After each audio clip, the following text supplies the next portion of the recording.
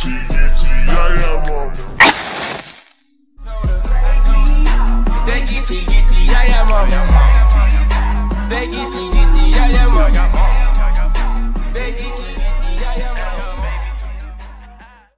Hello you all, I'm BlaqueWitchYaya. Thank you so much for tuning into this video, and thank you to Chris on Instagram. She DM'd me this topic to do, and I was like, oh my gosh, that's absolutely perfect, just because I am familiar with this topic and I find it very nice to have videos where I can connect two different factors or elements of spirituality and bring them together. And that is why today we are going to be doing Orisha and chakras, and which Orisha governs over which chakra and why. So if you would like to learn about the chakras in more detail, I do have a full-blown video detailing every single chakra, so you can watch that before this one. And also each Orisha that I cover, if I have done a video on them, I'll link that video down below so you can learn more on them as well. Since today we are talking about chakras, the perfect crystal of the day would be the chakra Khan, I like to call it. This crystal consists of amethyst, lapis lazuli, citrine, and jasper, and so much more. This symbolizes the importance of balancing 7 chakras in the human body and creates a harmonious flow between each chakra. So if you would like to get your chakra Khan and balance out your chakras, you can get yours from BlaqueWitchYaya.com. Getting right into it, let's start off with the root chakra. The root chakra is represented by the color red. It is located at the base of your spine, and with this chakra,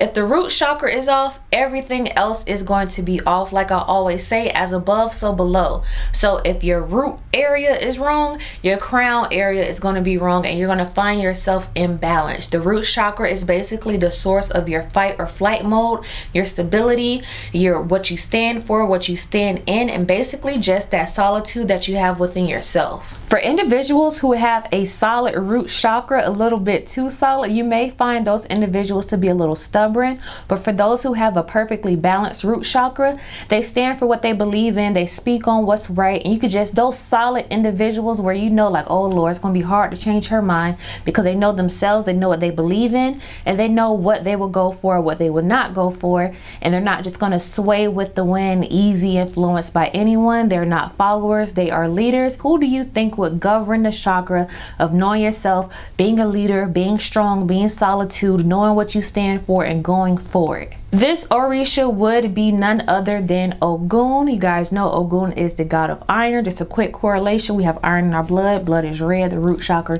is represented by the color red. And also he is very familiar with survival. He makes tools that humans use for survival. So when it comes to that fight or flight, should I go this way, should I go that way, just surviving everyday life and being very strategic, you guys know Ogun is known for that. Survival, making things happen, being able to create things, very intellectual with technology and tools and all that good stuff. So when you think of the root chakra, you can correlate that to the Orisha Ogun. So now let's go to the sacral chakra. You guys know the sacral chakra is located right below the belly button in the pleasure area. And with the sacral chakra, it is connected to water, our emotions. So this goes over our intimacy, our love, our passion, the indulgence of life. This chakra, many people find the hardest to balance, because you have to have the perfect balance of having fun but also being disciplined as well. So with this chakra, of course, when you heard me say water and emotions, you may have guessed Yamaya, and that is correct, since it's dealing with love, passion, nurturing, the area where, you know, babies are conceived and birthed. Of course, it is correlated to the mother herself, Yamaya, my personal head Orisha, Yamaya. The next chakra is the solar plexus, which is located in our stomach, in our gut area. So when you constantly say, oh, I got this gut feeling, something don't feel right, or when you get those butterfly feelings about someone, it's usually in the solar plexus area. So for the solar plexus, I like to think of this area as our second brain, just because it provides us with a more spiritual perspective and intuition when it comes to things in our everyday life. When you get that gut feeling when you're around someone that you shouldn't take this route, you shouldn't trust that person, that is all stemming from your solar plexus. Or when you are around someone that you really like, you get those butterflies, that is your solar plexus. Or if you know you've been eating crazy, your stomach is upset, and you know you just need to change what you're putting into your body, that is the solar plexus. And with this solar plexus being in the center of our body, it plays a very important role with balancing out all of your chakras as well. The Orisha that is is associated with this chakra. You could probably tell by the name Solar, Sun, Fire. The Orisha is Shango. And just know the Solar Plexus is a fire chakra, so that deals with the drive that we have, the motivation that we have, the love that we have for what we do, our people around us. So that's why it has a direct correlation to Shango. The Heart Chakra is represented by the color green, and obviously the Heart Chakra is located right on your heart. So if your Heart Chakra is balanced, you are a very loving, nurturing, and approachable person. You always see things with the glass is half full and not half empty. You have a very positive perspective on life, and you just find love in everything. Even if you don't like something, you still find love and compassion within it. And when you think love, you may think of the love Orisha herself, that sweet water, Oshun. She believes that love should be in all things within life, and a life without love is no life at all, and all things should be governed and guided with the source of love. So that's why Oshun is over your Heart Chakra. The next chakra is the throat chakra, and obviously the throat chakra is on communication, wisdom, the information that we give and take from others. And think of the throat chakra as the only exit on a highway. So with all of our other chakras, this is the exit point to exude information. And everything that we think of, our perspective, our beliefs, is going to somehow be correlated in a mixture of our balances within our chakras. So if your root chakra is off, throughout your throat chakra, you may be like, I don't know, I'm gonna check.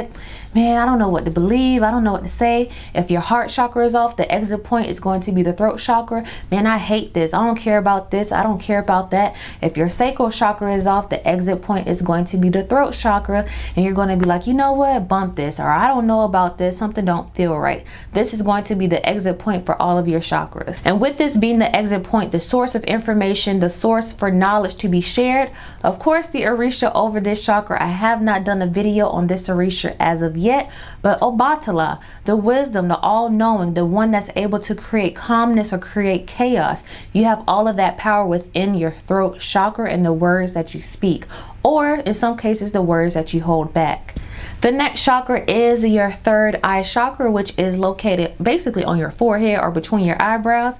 And this is the chakra over basically our spiritual eye, our intuition and our insight, for us to see deeper than what the physical eyes may see, but having that extra set of eyes to see an alternative perspective and deciding from there what we need to do in a physical aspect and a spiritual aspect as well. And when you think of insight, you think of knowledge, you think of intuition, psychic abilities, you may think of the Orisha Orunmila. I say Orunmila, some people say Orunmila, but you know me, Southern Geechee, Orunmila. And Orunmila basically is the Orisha when you think of divination, intuition, insight, having a lot of knowledge of what's going to happen in the future, the steps that you should take now, the all-knowing in the spiritual aspect. So that's why Orunmila is connected with our third eye chakra. So the last chakra for this video, and I say this video because we're not going to discuss the 8th chakra here, but next is the crown chakra. The crown chakra is our head. Our overall is located right at the top of your head, and the root chakra is connected to the crown chakra. That's why I said as above, so below. So if your root chakra is off, your crown chakra is automatically off as well, because that is your overall divine being. And with this chakra, it's not necessarily connected to an Orisha, but the Ori, which is the source of the Orisha, your head, your whole being, and who you are as a person, the source of you. And for myself, I like to connect the crown chakra with Obatala as well, just because he's like the head Orisha in charge. So he's over all of our heads in general. Then of course we're the son and daughters of different Orisha, but I like to connect this with Obatala as well, since he's like, you know, the head honcho. But thank you guys so much for tuning into this video. I'm glad that I was able to connect the world of chakras and the world of the Orisha together, just so you can see how the attributes of an Orisha could connect to the characteristics of your chakras. And that may also help you balance them out as well, knowing which Orisha to connect with and work with in order for that chakra work to go on and for you to get overall healing. Thank you guys so much for tuning into this video. Like I always say, as above, so below, as within, so without, as the universe, so the soul. Until next time, you guys, Ashe, baby.